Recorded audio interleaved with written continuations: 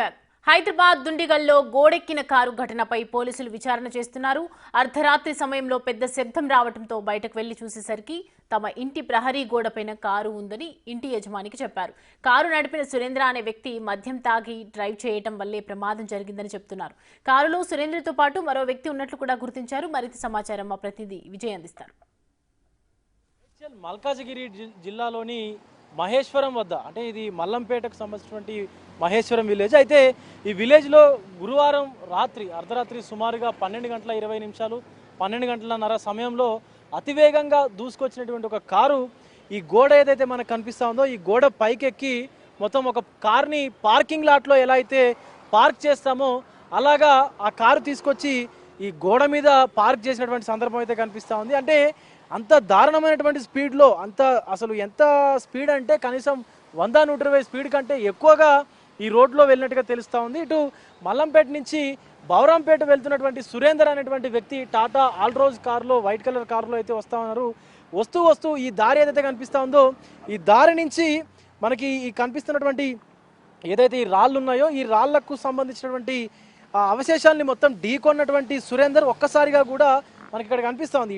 ఢీకొన్నటువంటి ఈ రాళ్ళను ఢీకొని పూర్తిగా ఆ గేట్ ఏదైతే మనకు ఆ పెద్దయినా కనిపిస్తున్నాడు కదా, ఆ గేట్ దగ్గర ఏదైతే ఆ గేట్ ఉందో ఆ గేట్ దగ్గర ఢీకొని పూర్తిగా గాల్లోనే పల్టీలు కొట్టుకుంటూ వెళ్ళి ఆ గోడ మీద ఆ వెహికల్ పడ్డట్టుగా కూడా తెలుస్తుంది. దానికి సంబంధించి ఆ కారు యొక్క అవశేషాలు చూడొచ్చు, కారు యొక్క అద్దాలు కానీ ఇతర ఆ బంపర్కు సంబంధించినటువంటి అవశేషాలు చూసేసి మనకి ఇక్కడ కారు అద్దం కూడా కనిపిస్తుంది. అంటే ఎంత స్పీడ్లో, అంటే అప్పటికి ఆ వ్యక్తి సురేంద్ర అనేటువంటి వ్యక్తి ఆల్కహాల్ కూడా తీసుకున్నట్టుగా తెలుస్తూ ఉంది.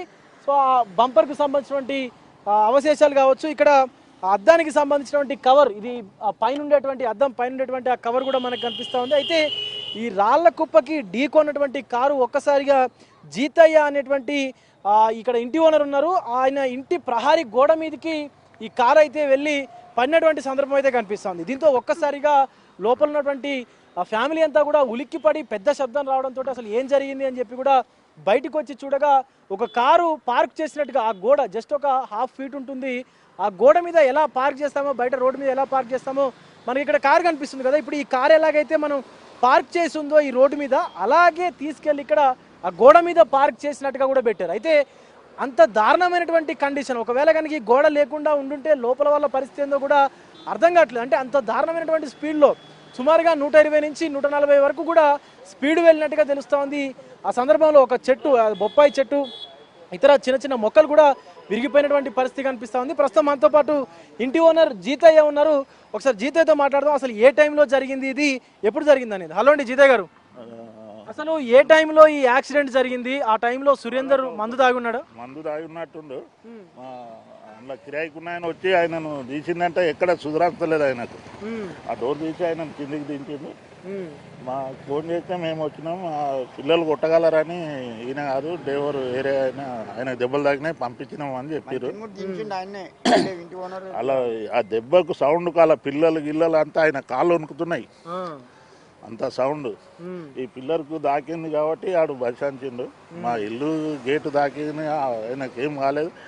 తాగంగానే ఇట్లా అతనే అంటాడు, ఇట్లా జంపు కొట్టి ఇట్లా తిరిగి ఇక్కడ మరింది అని అంటుండు. మళ్ళీ దాని మీద గేట్ మీద పెట్టినట్టే ఉన్నది. అవును, ఇప్పుడు మనం రోడ్డు మీద కార్ ఎట్లయితే పార్క్ చేసినాం సేమ్ అట్లాగే గోడ మీద పార్క్ చేసింది. అందరు ఏమంటారు అంటే మా పిల్లల్ని మీరు షూటింగ్ గిట్ట తీస్తురా, అందరు ఫోన్ చేసి మేమేం షూటింగ్ తీస్తాం, సినిమా షూటింగ్ తీస్తున్నా గోడ మీద పెట్టి అంటున్నా అంటున్నారు. షూటింగ్ ఏం లేదు, అది పెట్టినట్టే నిలబడ్డది.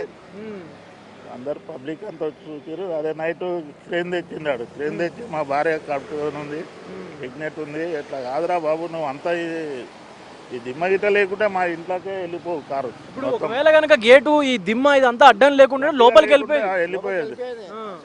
వాళ్ళు అందరూ ఆ ఫ్యామిలీ కూడా తెలంగాణ నిద్ర లేవు వాళ్ళకి పాపం, భయపడి మేము కూడా అందరం ఎన్నే ఉన్నాం. నైట్ ఎంతమంది ఉన్నారు ఆ టైంలో కారులో యాక్సిడెంట్ జరిగినప్పుడు? ఇద్దరండి. ఇద్దరు మందు అంటే డ్రింక్ చేసే ఉన్నారా? ఇద్దరు ఒక్కడే ఉన్నాడు కానీ ఇద్దరు అని చెప్తారు. మనకు ఒక్కడనే తీసిండు మన వాళ్ళు. నేను వస్తలకాల ఈయన వస్తలకాల ఒకరిని తీసిండు, ఒక్కడే ఉన్నాడు. ఇప్పుడు జీతయ్య గారితో పాటు స్థానికులు కూడా ఉన్నారు. పెద్దాయన ఏ టైంకి జరిగి ఉండొచ్చు అసలు ఈ ప్రమాదం? ఇక 11 గంటలకు అట్లా అందాదా అని మన వీళ్ళు అన్నారు, రెండుకున్నోళ్ళు అంటే మనకైతే తెలియదు. ఇక ఏ టైం కాదు 11 గంటల నుంచి నిద్రలేదు, వాళ్ళకి కూడా భయపడిపోయారు వాళ్ళు.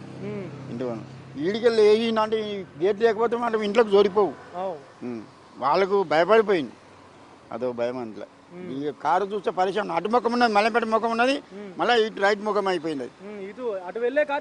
అది ఆనే ప్రై మన పార్కింగ్లో వేసి మనం వాటర్ చార్జింగ్ చేస్తాం, అట్లా లేపిన బండి ఏం చేస్తాం దానికి, మనం ఏం చేయలేంగా. వాళ్ళు చచ్చిందో బతికినా మనకు తెలియదు. అది ఆయన ఇంటో ఆయనకి రెండుకున్న ఆయన వచ్చి ఆయన లేవాటి డోర్ తీసి మళ్ళీ లేవాటిని మంచిని బయటికి తీసి పడేటింది. ఆ కాలి చెయ్యికి గీరికపోయింది ఆయనకి, అంతే ఏం కాలేదు. పెద్దగా దెబ్బలు ఏం తగలేదు ఆయనకి, అసలు తగలే. కాలి చెయ్యికి గీరికపోయింది, ఏం గీరుకుంది మనకు తెలియదు. లోపల మందు తాగున్నారా లోపల ఉన్న ఆయన?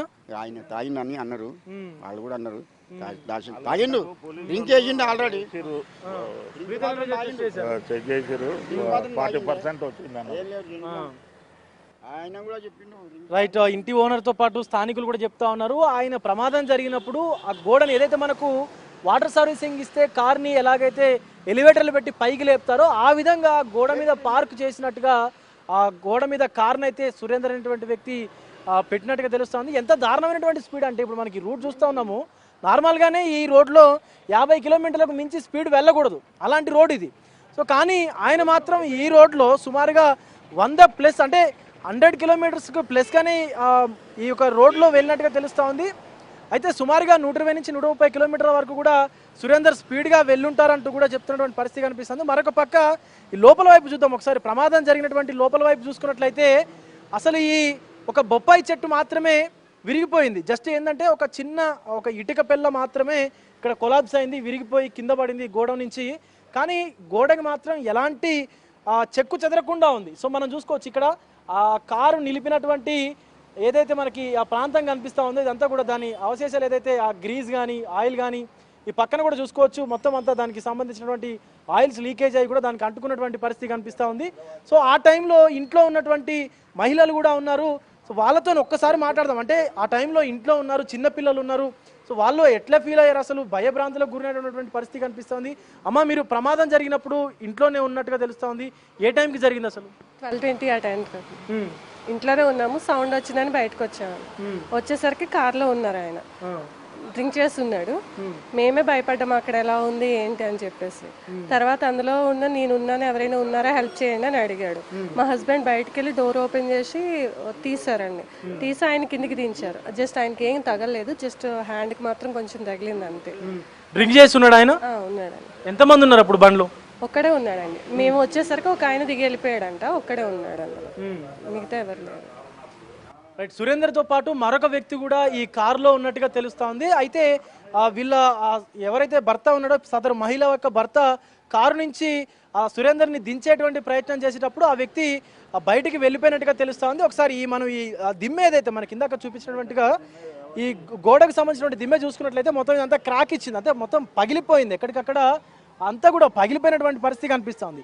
ఆ దిమ్మె కొంచెం గట్టిగా ఉంది కాబట్టే ఆ కార్ అనేది ఇంకా లోపలికి వెళ్లకుండా ఆపగలిగింది. ఒకవేళ కనుక ఇది ఊరికే ఉండి లేదా ఇక్కడ అసలు ఈ దిమ్మె లేకుండా ఈ గోడ లేకుండా ఉంటే వాళ్ళ పరిస్థితి ఏంటో అని చెప్పి తీవ్ర భయాందోళనకు గురైతున్నటువంటి పరిస్థితి కనిపిస్తూ ఉంది. ఇందులో ఉన్నటువంటి రెంట్కున్నటువంటి ఫ్యామిలీ, అలాగే 2 రోజుల నుంచి కూడా నిద్రపోలేదు మేము అంటూ కూడా పాపం వాళ్ళు ఆందోళన వ్యక్తం చేస్తూ ఉన్నారు. ఎందుకంటే ఒకవేళ కనుక ఆ కారు లోపలికి వచ్చి ఉంటే మా పరిస్థితి ఏంటి, చిన్న పిల్లలు ఉన్నారు ఇంట్లో అంటూ కూడా ఆవేదన వ్యక్తం చేస్తున్నటువంటి పరిస్థితి కనిపిస్తూ ఉంది. దీని పట్ల ఇప్పటికే స్థానిక పోలీస్ స్టేషన్లో సురేందర్ పైన కంప్లైంట్ చేశారు. ఆయనకి బ్రీత్ ఎనలైజర్ టెస్ట్ చేసి కూడా ఆల్కహాల్ పర్సెంటేజ్ చూడగా సుమారుగా 100 పాయింట్లు వచ్చినట్టుగా కూడా తెలుస్తూ ఉంది. అయితే అంటే దగ్గరగా 100 పాయింట్లు అంటే ఎక్కువగానే.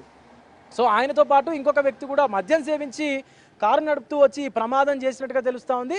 సో ఆ రాళ్ల కుప్పని ఢీకొని వచ్చి ఈ దిమ్మెకు ఆ కారు ఒక్కసారిగా మొత్తం కూడా గుద్దుకున్న తర్వాత వెళ్ళి దాని మీద గోడ మీద ఇంకొక గేట్ ఉన్నటువంటి గోడ మీద కూడా కూర్చున్నట్టుగా తెలుస్తూ ఉంది. దీనికి సంబంధించి పోలీసులు కూడా దర్యాప్తు చేసుకుని కేసు నమోదు చేసుకొని దర్యాప్తు చేస్తూ ఉన్నారు. సో ఎవరైనా సరే ఖచ్చితంగా ఒకవేళ కనుక మందు తాగే అలవాటు ఉంటే ఖచ్చితంగా తాగి మాత్రం వాహనాలు నడపొద్దు.